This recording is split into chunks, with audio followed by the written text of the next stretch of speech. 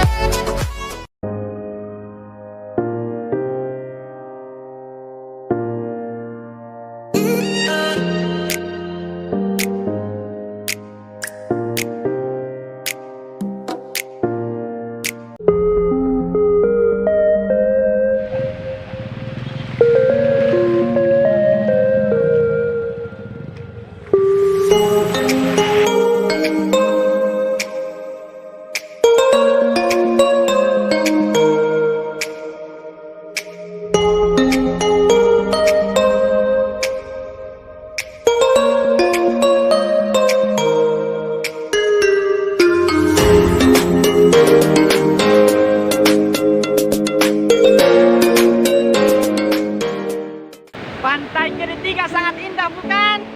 Wah, pasti indah dan keren. Kalau melihat pantai ini, Anda pasti ingin ke sini kan?